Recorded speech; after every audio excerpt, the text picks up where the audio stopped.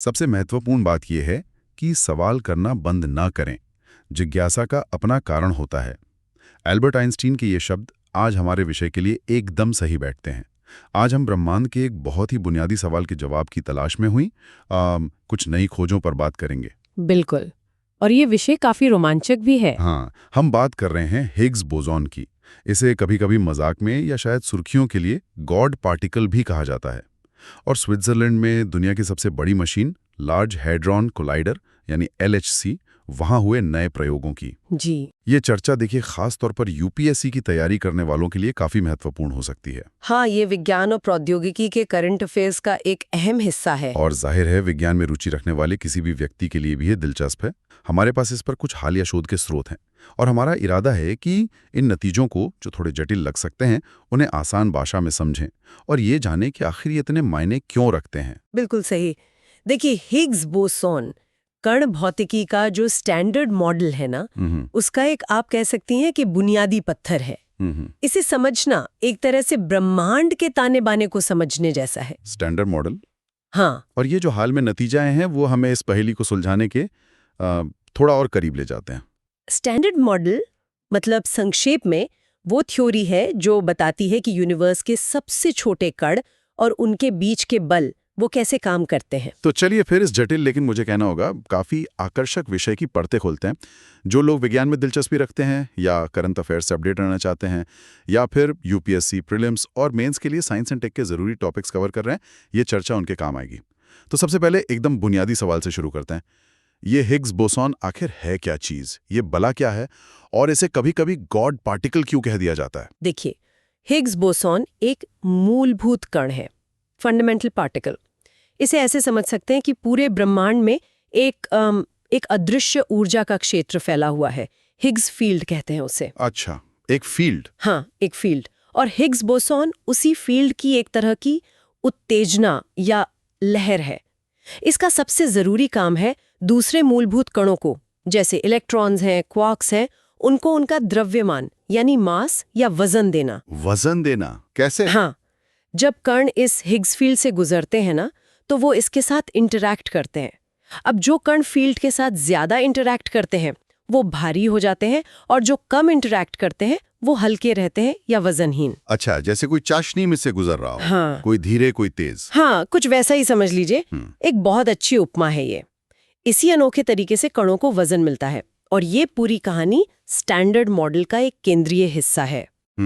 इसकी भविष्यवाणी तो देखिए 1960 के दशक में ही हो गई थी। पीटर हिग्स और दूसरों ने की थी, लेकिन इसे खोजने में दशकों लग गए। बहुत मुश्किल था। हाँ, सुना है। आखिरकार 2012 में स्विट्जरलैंड में सर्न की प्रयोगशाला है, वहां जो विशाल मशीन है LHC, लार्ज हैड्रॉन कोलाइडर। जी, लार्ज हैड्रॉन कोलाइडर, उसमें इसे खोजा गया। ये LHC एक 27 किलोमीटर लंबी सुरंग में बनी मशीन है। प्रोटॉन जैसे कणों को लगभग रोशनी की रफ्तार से टकराती है। जबरदस्त। उन टक्करों से इतनी ऊर्जा पैदा होती है कि हिग्स बोसॉन जैसे दुर्लभ कण बन पाते हैं। वैज्ञानिक अब भी इसके गुणों को, इसके व्यवहार को समझने में लगे हैं।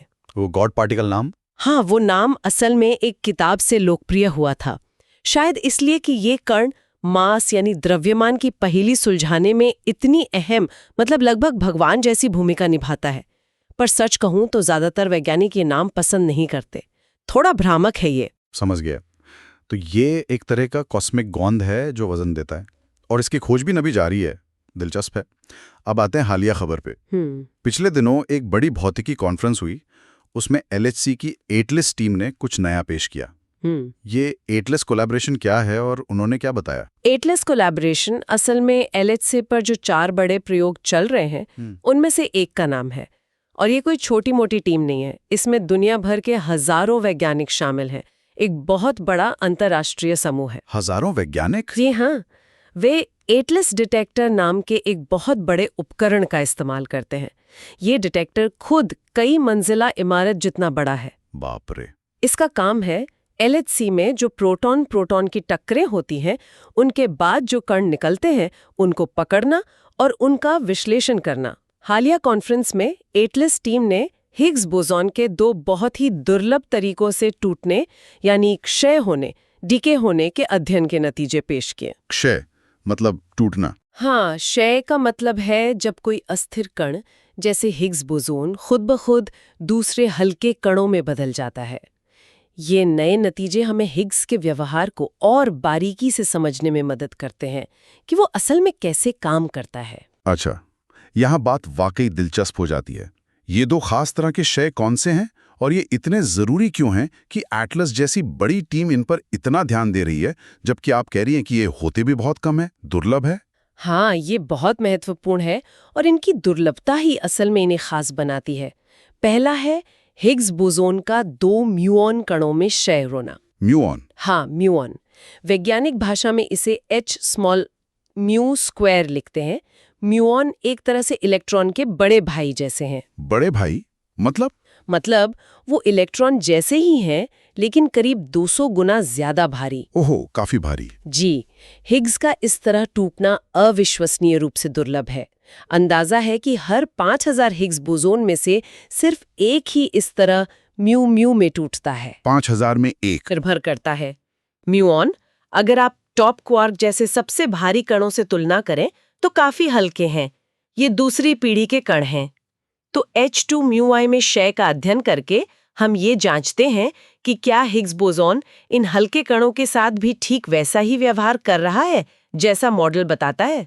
अच्छा, मतलब मॉडल की परीक्षा हो रही है। बिल्कुल, स्टैंडर्ड मॉडल की एक सीधी और कड़ी परीक्षा है ये। और दूसरा क्षय कौन सा था?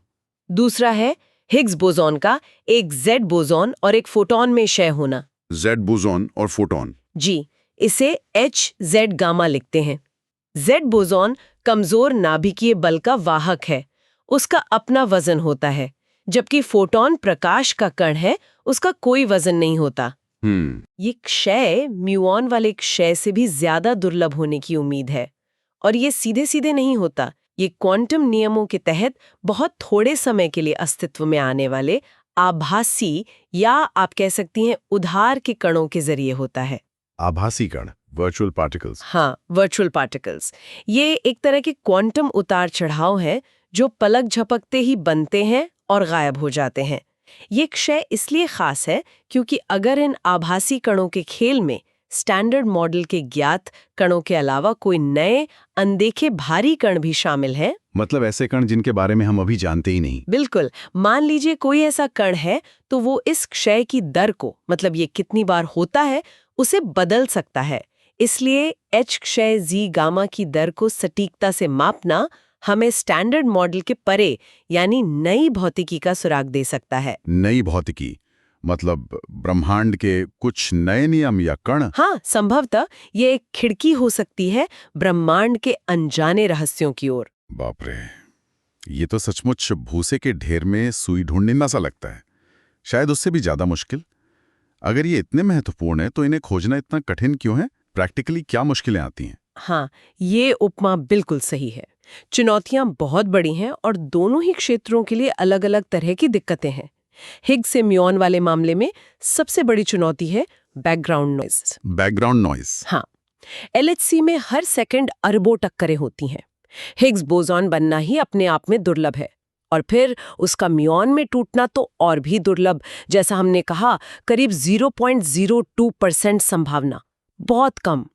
अब मुश्किल ये है कि टक्करों में और भी कई सामान्य प्रक्रियाओं से ढेरों म्यूऑन जोड़े बनते रहते हैं जिनका हिग्स से कोई लेना देना नहीं होता। अच्छा, मतलब असली हिग्स वाले म्यूऑन के अलावा भी बहुत सारे म्यूऑन बन रहे हैं? बिल्कुल, ये सब मिलकर एक जबरदस्त शोर, एक बैकग्राउंड नॉइज पैदा करते हैं।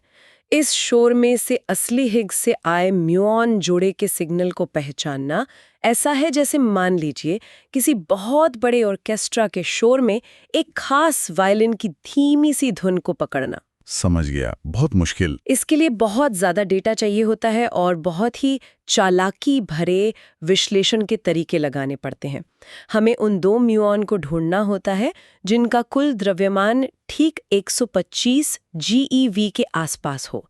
GeV मतलब गीगा इलेक्ट्रॉन वोल्ट। ये कण भौतिकी में ऊर्जा और द्रव्यमान नापने की इकाई है और 125 GeV हिग्स का ज्ञात द्रव्यमान है।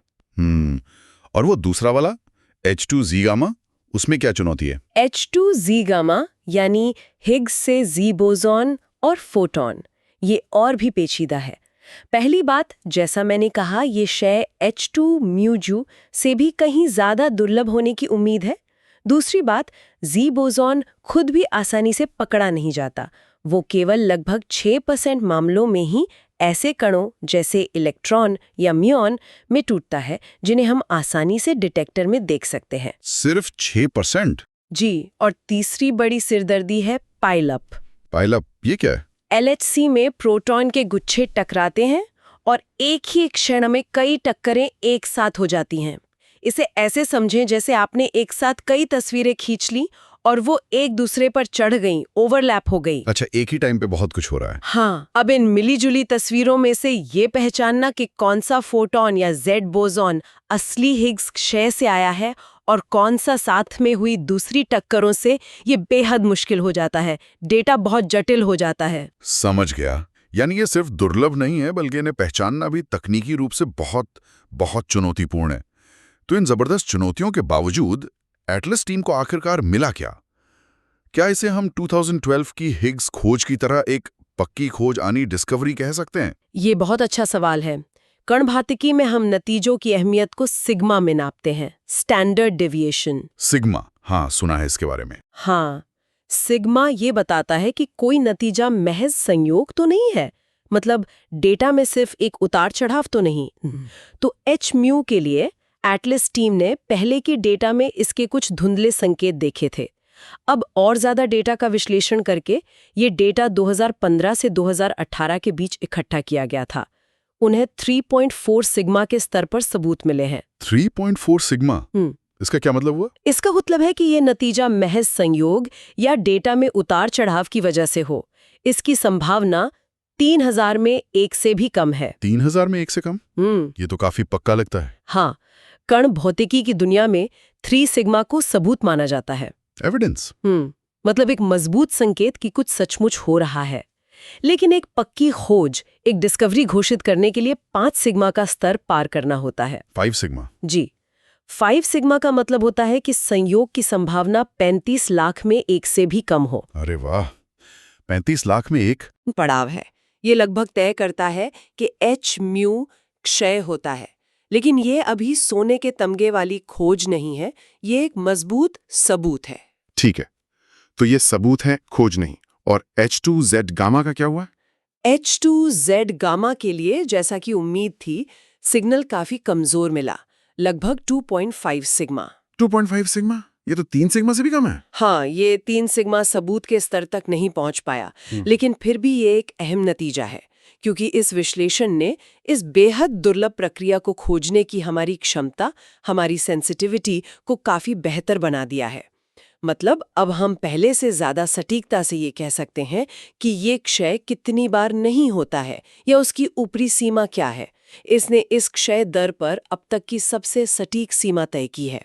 अच्छा, तो भले ही मिला नहीं, पर यह पता चल गया कि ये कितना दुर्लभ है पहले से बेहतर तरीके से। बिल्कुल, और ये भविष्य के लिए बहुत महत्वपूर्ण है, क्योंकि LHC अभी अपने रन 3 में और डेटा जमा कर रहा है और भविष्य में हाई ल्यूमिनोसिटी LHC से तो और भी कई गुना ज्यादा डेटा मिलेगा। HLHC मतलब और ज्यादा टक्करें? हाँ, बहुत ज्यादा टक्करें, बहुत ज्यादा डेटा।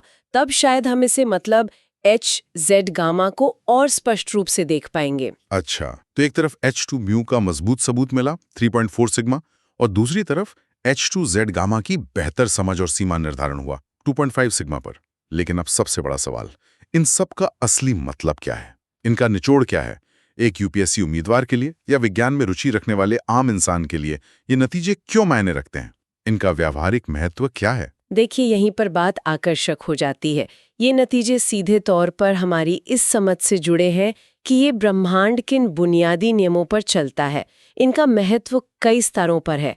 पहला और सबसे सीधा, ये स्टैंडर्ड मॉडल की नींव की जांच है। स्टैंडर्ड मॉडल की जांच? हाँ, ये नतीजे स्टैंडर्ड मॉडल की भविष्यवाणियों की कसौटी हैं। क्या हिग्स बोसॉन ठीक वैसा ही बर्ताव कर रहा है जैसा हमारा सबसे सफल सिद्धांत स्टैंडर्ड मॉडल कहता है? H2 म्यूमा का 3.4 सिग्मा पर मिलना फिलहाल तो स्टैंडर्ड मॉडल के अनुरूप ही है। मॉडल यही कहता है कि हिग्स हल्के कणों से भी उनके वजन के हिसाब से इंटरैक्ट करता है। H2Z गामा की दर पर सीमा लगाना भी मॉडल को परखता है। अगर इन क्षयों की मापी गई दरें स्टैंडर्ड मॉडल की भविष्यवाणी से जरा भी अलग होती तो ये भौतिकी में भूचाल ला देता। भूचाल? क्यों? क्योंकि ये संकेत होता कि हमारे मॉडल में कुछ कमी है या कुछ नया जुड़ना बाकी है जो हम अभी नहीं जानते। अच्छा, तो ये मॉडल को कंफर्म या चैलेंज करते हैं। बिल्कुल। और दूसरा महत्व? नई भौतिकी की खिड़की। नई भौतिकी, जिसकी बात आपने H2Z गामा के लिए की थी। जी हाँ, जैसा हमने कहा, ये दुर्लभ प्रक्रियाएं नई अनदेखी चीजों के प्रति संवेदनशील हो सकती हैं। अगर ब्रह्मांड में ऐसे कण या बल हैं जो स्टैंडर्ड मॉडल का हिस्सा नहीं है, जैसे कि डार्क मैटर से जुड़े कण हो सकते हैं या सुपरसिमेट्री जैसे सिद्धांतों के कण, तो वे इन दुर्लभ क्षयों की दर को प्रभावित कर सकते हैं। अभी तक के नतीजे तो स्टैंडर्ड मॉडल के साथ मेल खाते दिख रहे हैं, पर जैसे जैसे डेटा बढ़ेगा, माप की सटीकता बढ़ेगी, क्या पता कोई चौंकाने वाला नतीजा मिल जाए। उम्मीद बनी रहती है। हाँ, ये नई भौतिकी खोजने का एक अहम रास्ता है। और यूपीएससी और सामान्य ज्ञान के लिहाज से इसका क्या महत्व है? यूपीएससी उम्मीदवारों के लिए ये टॉपिक कई तरह से महत्वपूर्ण है। प्रीलिम्स के लिए सीधे सीधे तथ्य पूछे जा सकते हैं। हिग्स बोसॉन क्या है, किसने खोजा? पीटर हिग्स, फ्रांसवा एंगलार्ट, इन्हें 2013 में नोबेल पुरस्कार मिला था। अच्छा, नोबेल पुरस्कार भी मिला था। जी हाँ, कहाँ खोजा गया? सर्न में, LHC में। इसका काम क्या है? कणों को द्रव्यमान देना। स्टैंडर्ड मॉडल क्या है? एटलास क्या है? हाल में किन क्षयों का अध्ययन हुआ?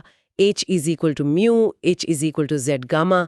सिग्मा का क्या मतलब है? 3 सिग्मा सबूत, 5 सिग्मा खोज। ये सब पोटेंशियल सवाल बन सकते हैं। काफी सारे फैक्ट्स हैं इसमें। हाँ, और मेंस के लिए GS पेपर 3 में जो विज्ञान और प्रौद्योगिकी सेक्शन है, उसमें ये मौलिक विज्ञान के महत्व को उजागर करता है। आप इसका उदाहरण दे सकते हैं ये समझाने के लिए कि कैसे वैज्ञानिक सिद्धांत बनाए जाते हैं, उन्हें प्रयोगों से कैसे परखा जाता है और कैसे ज्ञान धीरे धीरे सबूतों के आधार पर आगे बढ़ता है। ये अंतर्राष्ट्रीय वैज्ञानिक सहयोग का भी बेहतरीन उदाहरण है। सर्न में दुनिया भर के देश शामिल हैं। हाँ, ये तो है। बड़ी वैज्ञानिक परियोजनाओं और उनके नतीजों पर आधारित सवालों में इसका जिक्र आपके उत्तर को वजन देगा। ये दिखाता है कि आप विज्ञान में हो रहे ताज़ा विकास से वाकिफ है। सही कहा। और आम जानकारी के लिए? और सामान्य जानकारी के लिए ये समझना कि वैज्ञानिक ब्रह्मांड के इतने बुनियादी सवालों के जवाब कैसे ढूंढ रहे हैं, जैसे चीज़ों में वजन क्यों होता है, ये अपने आप में ही ज्ञान बढ़ाने वाला और रोमांचक है। ये वैज्ञानिक सोच और तकनीक की ताकत को दिखाता है। बिल्कुल।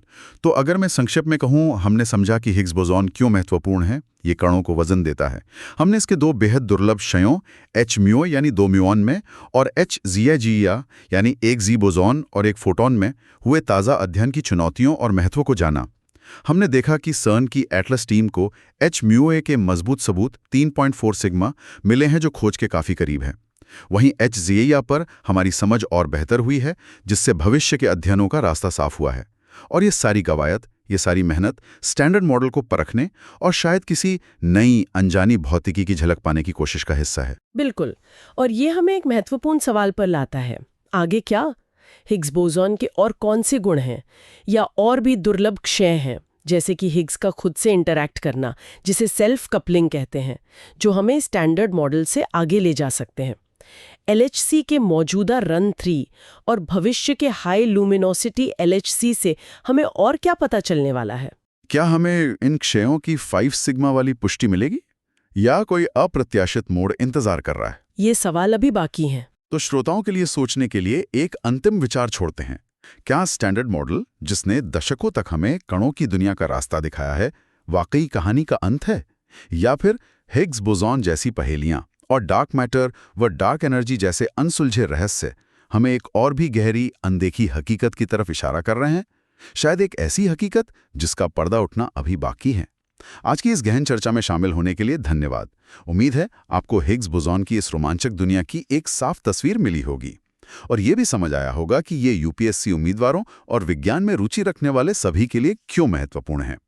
अगर किसी के कोई सवाल हैं या वे किसी और विषय पर ऐसी ही चर्चा चाहते हैं तो हमें कमेंट्स में ज़रूर बताएं। और हाँ, अगर ये जानकारी उपयोगी लगी तो लाइक और सब्सक्राइब करना ना भूलें।